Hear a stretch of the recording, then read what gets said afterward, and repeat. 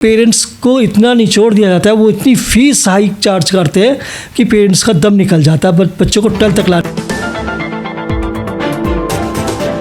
वो स्कूलों ने अपनी इतनी ले ली होती है कि वो अपनी ब्रांचेस खड़ी करते चले जाते हैं और पेरेंट्स का पूरा पैसा निकाल लेते हैं। हम मदर फीड भी यहीं करा देंगे, हम दूध भी यहीं दिलवा देंगे, हम सब कुछ यहाँ दिलवा देंगे। ये बहुत गलत है।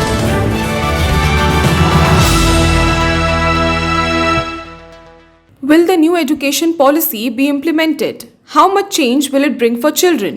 Let's hear from Manoj Kataria, the founder of Parents Welfare Society. जो नई शिक्षा नीति आई है 2020 की, वो कुछ मॉडिफिकेशन के साथ आई थी कि जो बच्चे स्किल इंडिया की बात करते हैं, तो अभी तक हमारे यहाँ हम 12 तक पढ़ते हैं, लेकिन किसी भी चीज़ में हम कहीं अपना स्किल नहीं दिखा पाते। बहुत सारी चीज़ ऐसी होती है, बच्चा पढ़ने में अच्छा नहीं है, लेकिन किसी एक चीज़ जैसे वोकेशनल ट्रेनिंग की 6 क्लास से बच्चे स्किलिंग करेंगे अपने, चाहे वो कारपेंट्री भी हो सकता है, मछली पालन भी हो सकता है, मतलब कोई भी चीज़ वो नई चीज़ सीखेंगे और आगे कहीं बहुत ज़्यादा एजुकेशन में नहीं कर पाते तो इन चीज़ों में आगे निकल के अपनी जीवन यापन कर सकते हैं। नई एजुकेशन पॉलिसी में हम सब्जेक्ट वाइज भी कुछ अच्छी चीज़ें ऐसे जोड़ सकते हैं, जहां हमारा इंटरेस्ट होता है हम उस सब्जेक्ट को भी इसमें ले लेते हैं। कि जैसे अब पहले हमें साइंस स्ट्रीम होती थी, कॉमर्स स्ट्रीम होती थी, आर्ट्स स्ट्रीम होती थी, वो स्ट्रीम सब खत्म करके एक टोटल 7 और 8 सब्जेक्ट का एक पैकेज बना दिया जाएगा, जिसमें आपके पास लैंग्वेज होगी, जिसमें आपके पास मैथ्स का भी होगा, इसमें आपको साइंस या कॉमर्स से कुछ सब्जेक्ट चूज करने की भी आज़ादी होगी और इनके साथ साथ दूसरे स्ट्रीम्स की भी सब्जेक्ट आप चूज कर सकते हैं। तो इस तरह से कुल मिला के देखा जाए तो ये अच्छा है। स्कूल पहले से ऑलरेडी 14 साल अपने यहाँ एक बच्चे को रखता है, यानी फर्स्ट से पहले 2 साल नर्सरी केजी और फिर फर्स्ट से लेकर 12 तक, और उसमें पेरेंट्स को इतना निचोड़ दिया जाता है, वो इतनी फीस हाइक चार्ज करते हैं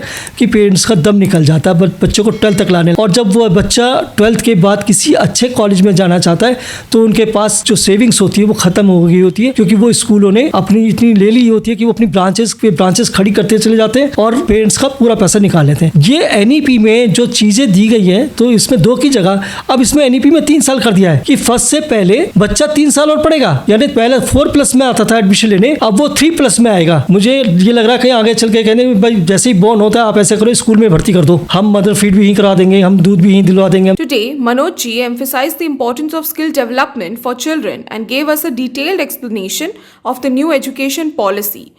ये एक्चुअली 5+3+3+4 है। 5 का मतलब हो गया, एक उन्होंने कहा फाउंडेशन, जहां हम अपने बच्चे की फाउंडेशन तैयार करते हैं उसको पढ़ाने के लिए। वहां पर कोई एग्जाम नहीं है, लर्निंग विद प्लेइंग के साथ वो करेगा, तो वहां पे उस पर कोई बर्डन, किसी तरह का प्रेशर नहीं होगा। ये तो फर्स्ट हो गई फाउंडेशन जो 5 साल की है। फिर उसके बाद 3 का मतलब होता है 3 साल का, जिसको उन्होंने नाम दिया प्रिपरेटरी स्टेज। प्रिपरेटरी स्टेज में आपकी 3rd क्लास आती है, 4th क्लास आती है, 5th क्लास होती है। उनको उसने वहाँ पे लैंग्वेज के साथ, रीजनल लैंग्वेज के साथ उसको स्टडी कराई जाएगी और आपके बच्चों के एग्जाम्स भी छोटे मोटे एग्जाम स्टार्ट कर दिए जाएंगे। फिर आता है मिडिल स्टेज। मिडिल स्टेज में 6, 7, 8 है। 6, 7, 8 में मैंने कहा वोकेशनल ट्रेनिंग भी स्टार्ट हो जाएगी उसकी। फिर आता है 5+3+3+4 जो सीनियर क्लासेस के लिए, सेकेंडरी क्लासेस के लिए होता है। सेकेंड क्लास में आपका 9, 10th, 11th, 12th। इसमें जो पहले पॉलिसी थी उसके अकॉर्डिंग, एनईपी के अकॉर्डिंग, उसमें कहा गया था कि हम सेमेस्टर वाइज एग्जाम लेंगे, बच्चे को हर 6 महीने बाद एग्जाम देना पड़ेगा। लेकिन अभी कुछ महीने पहले एजुकेशन मिनिस्ट्री ने एक नोटिफिकेशन जारी किया था कि 10th के बच्चों को 2 बार एग्जाम देना पड़ेगा, एक बार मार्च में